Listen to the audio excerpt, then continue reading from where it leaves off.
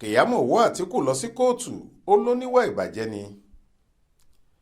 Lẹ́yìn àǹfààní wákàtí 72 tí í ṣe ọjọ́ mẹ́ta tí mínísítà kékeré fọ́rọ̀ ìgbanisíṣẹ́ nílẹ̀ yìí tó tún jẹ́ adarí ètò ìròyìn fún ikọ̀ ìpolongo ìbò ààrẹ fẹ́gbẹ́ òṣèlú All Progressives Congress APC amòfin àgbà Festus Keyamo lóun fún olùdíje dupò ààrẹ lẹ́gbẹ́ òṣèlú People's Democratic Party PDP Alhaji Atiku Abubakar pé kó fèsì lórí àwọn ẹ̀sùn tí wọ́n fi kàn án. Keyamo ti gba ilé-ẹjọ́ gíga ìlú Àbújá kan lọ lọ́jọ́ Ẹtì Friday 20 oṣù kìíní yìí. Ó ṣe èyí láti gba àṣẹ pé kí wọ́n fi páńpẹ́ òfin gbé Atiku kí wọ́n sì fojú ẹ̀ balẹ̀-ẹjọ́. Àwọn àjọ tí wọ́n ń gbógun ti ìwà ìbàjẹ́ lọ́lọ́kan òjọ̀kan lórílẹ̀‐èdè yìí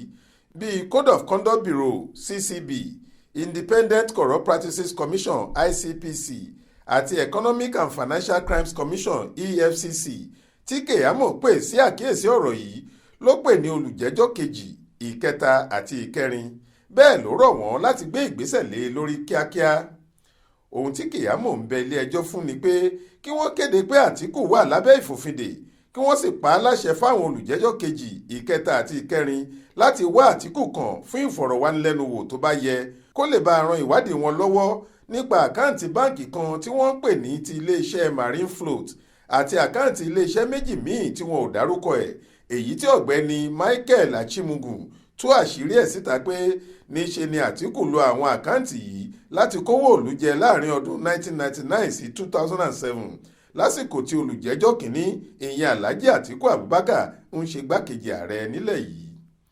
Lọ́jọ́ ajé Monday ọjọ́ 16 oṣù kìíní ọdún yìí ni Keyamo ti kọ́kọ́ kọ̀wé sáwọn aláṣẹ tọ́rọ̀ kàn pé kí wọ́n fi páńpẹ́ òfin gbé Atiku kí wọ́n fọ̀rọ̀ wá lẹ́nu wò kí wọ́n sì tún fojú ẹ̀ balẹ̀-ẹjọ́ fẹ̀sùn ìkówójẹ àti ṣíṣowó ìlú mọ̀kùmọ̀kù. Ó dúró lórí pé káwọn iléeṣẹ́ ọba tọ́rọ̀ kàn wádìí ọ̀rọ̀ tí ọkùnrin aṣòfófó gbowó kan Michael Achimugu sọ jinlẹ̀jinlẹ̀ kí wọ́n sì pa Atiku láṣẹ láti jáwọ́ nínú ipò ààrẹ tó ń dù. Monísọ́lá Sàká ló ṣàkójọ ọ̀rọ̀ yìí fún iléeṣẹ́ tẹlifíṣàn Aláròyé online. Faith Adébọ́lá ló kà á sétí ìgbọ́ yín.